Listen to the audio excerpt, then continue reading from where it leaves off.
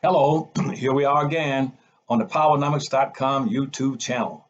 And on what we call Connecting the Dots, I'm Dr. Claude Anderson, your host.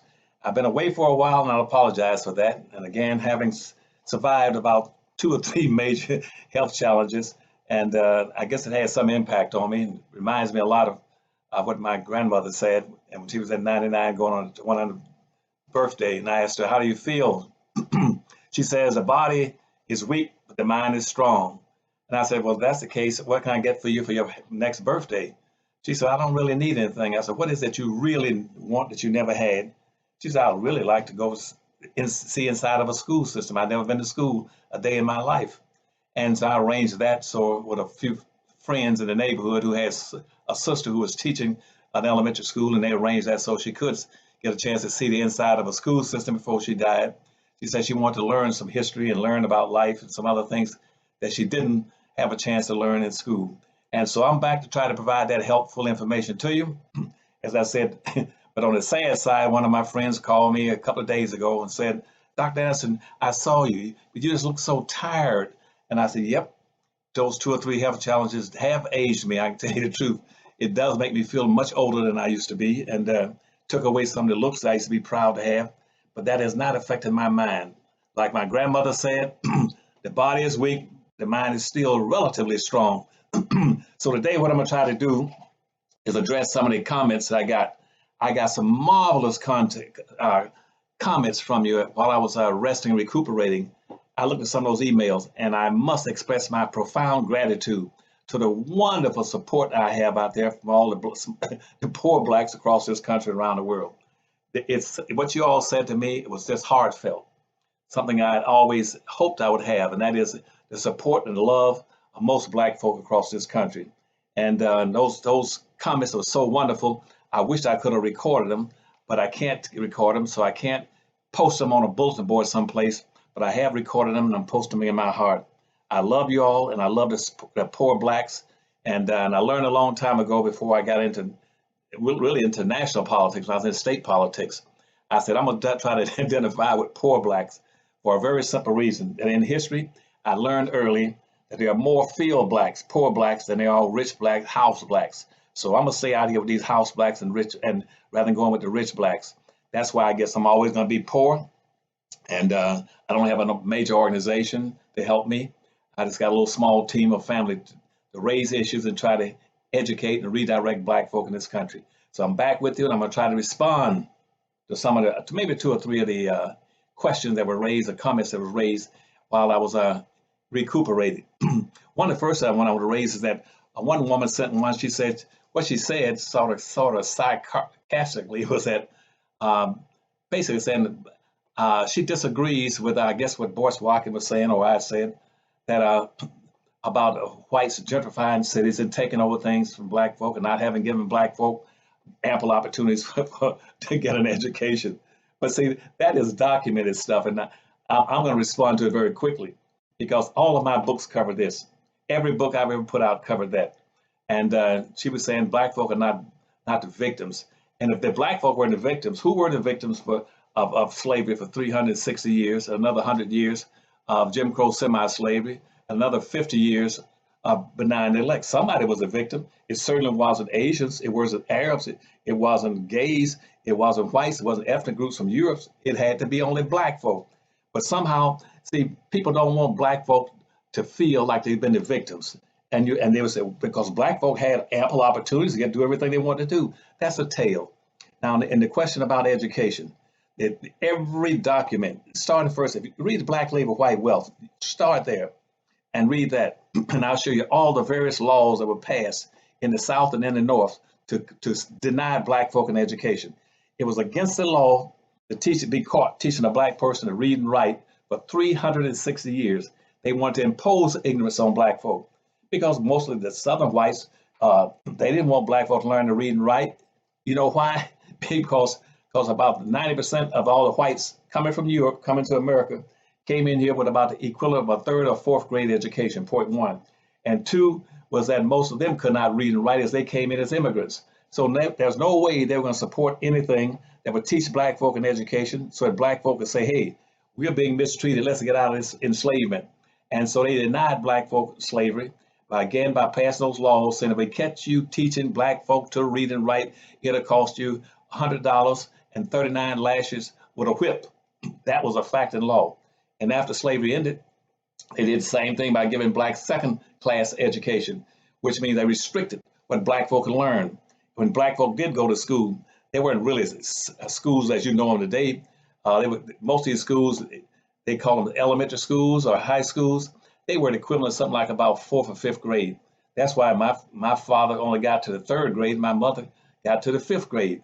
There were no real schools, and most of the teachers, anybody got past the fifth grade could turn around and become a teacher. In the old days in the South, in a black school, they could become teachers. But when they became teachers, whites would pay them something like about $7 to $10 a week for teaching black kids at most, and the schools were only receiving something like $150 for every not 150, but $1.50 for every black child going to school, and $12.50 for every white child. So they wouldn't get into education. So I don't know where people get this thing about where blacks were the victim of a dysfunctional and denial of an education opportunity. That is stupid. Don't go read, buy Black Labor, White Wealth and read it, or buy any of my books and read it. Black folk were intentionally denied an education because white folk did not want them to be competitive, and because the immigrants come to this country, their education was about as bad off as blacks. As a matter of fact, after slavery, 97%, 96% of all the white people coming to America after slavery ended, 96% of them could not read and write. And that's why they didn't want to come south. They came into the north, where they can come in and be a part of the management class. And so quit letting people tell you that somehow black folk, they had a chance to have an education opportunity. It was turned down. The only school that was provided a maximum opportunity to educate black children was Howard University. The reason Howard University got that opportunity is because it was primarily designed to educate the offsprings of white congressmen who had had babies by black mistresses or black wives. That's why Howard University was set up for the elite blacks in the country who were mulattoes, offsprings of white congressmen in the Washington, D.C. area. Therefore, Howard University was privileged to be the only school in the United States, black school, that could have a law school or have a medical school. All the other schools could not have curriculums that would teach black kids to be competitive with white kids, and that was a fact. So the people who said blacks are not victims, they must learn how to read, and that's what my books are for: to educate, re-educate not only whites but black folk too, that come to get the truth. But our people operate too much off of misinformation or no information. The second thing they said is, well, Dr. Anderson, in that comment that in these schools, these cities, majority black cities, blacks were given all types of opportunities in those black cities. When yes, white folk abandoned them, but black folk didn't take advantage. Black folk could not take advantage. In the 1950s and 1960s, when whites pulled out of the urban areas and created what we call suburbs and exurbs, they intentionally extracted, relocated all the wealth, resource, power, industries into the suburbs. They took everything from the banks and the businesses and every factories and industries and relocated them. Either relocate them to the suburbs or relocate them into the south or into distant countries. They moved major manufacturing companies into places like Mexico, then or into Europe, and all the industries that used to be peculiar to this country. Up until that time, up until the 1960s, this country was producing about 90% of all the commercial products on the earth until the integration occurred. When integration occurred, white folks says we're going to leave to turn these cities over to these blacks who want to integrate, but we're going to practice a burnt earth, scorched earth philosophy, which means anything of value, we're going to take it out of the urban cities and stick it outside in the suburbs where the wealth will be located and the power will be located to look back and control those cities, even though they live outside the cities. Because during that period of time, the United States in America was noted for producing the best shoes in the world. We had about somewhere between 150 to 200 shoemaking and building businesses in the United States, making high quality shoes. 150 to 200. Guess what? They moved all those shoe industries out of the United States so that black folk could not get their hands on them and build shoe industries. They shipped all those industries. Whites shipped those industries and commercialized those industries. And through globalization, they moved them into places like Korea, South Korea, China, Formosa, Hong Kong, and India.